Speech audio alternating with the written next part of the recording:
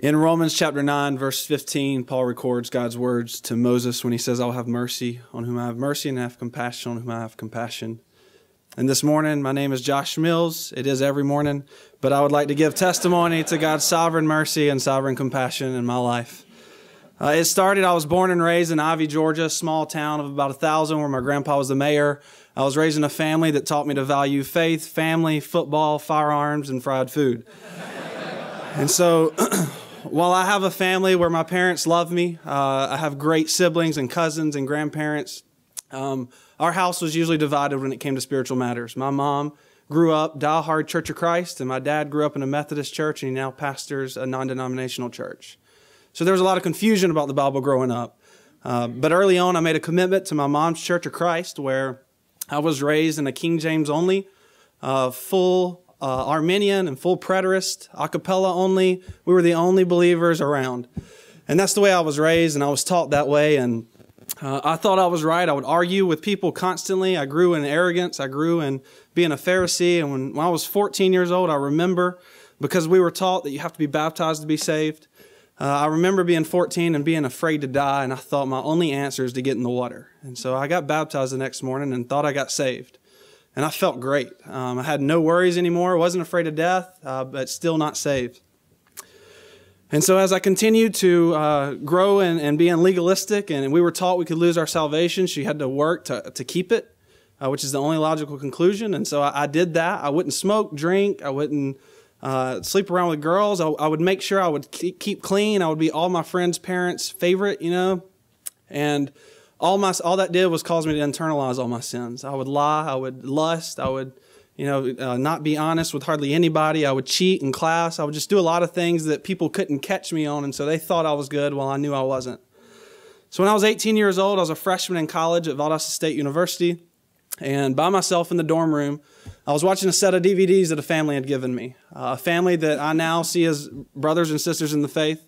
They gave me a set of DVDs to teach you about evangelism, and me being as arrogant as I was, I figured I would prove this DVD wrong because they don't teach baptismal regeneration. Through watching the DVD, it was the first time in my life I ever realized I was a sinner. I never feared God. I feared death. I didn't fear standing before God, though. I didn't realize I had violated Him and who He was, and I had offended Him.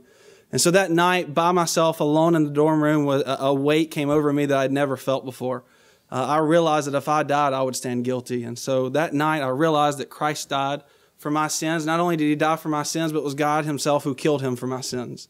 And so I got saved that night and moved back home after my first semester of college, started getting discipled by a local pastor in a Baptist church. Eventually became his youth pastor and totally ripped Dr. MacArthur's sermons off and gave them to the youth. I knew that could only last so long because they would all get MacArthur study Bibles and figure out my secrets. And so I knew I need to be trained. I came out to the Shepherds Conference in 2009.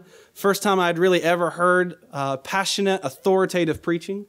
And I knew that I didn't have the tools to do that, but I wanted to because that's the way God's Word should be preached.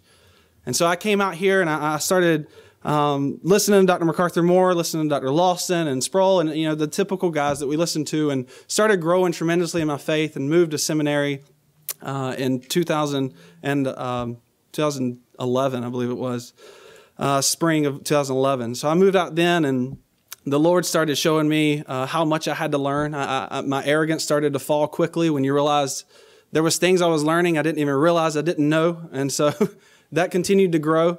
And so during my time here in seminary, the Lord provided me with a job here to work custodian. I was also switched to maintenance later, and I worked until I had my shoulder surgery here a couple of weeks ago. And also He gave me a house to live in across the street here at the Mary Ellen house, where there was 8 guys in a 4-bedroom. We argue over who Snow White was, but there was definitely 7 dwarves in that house.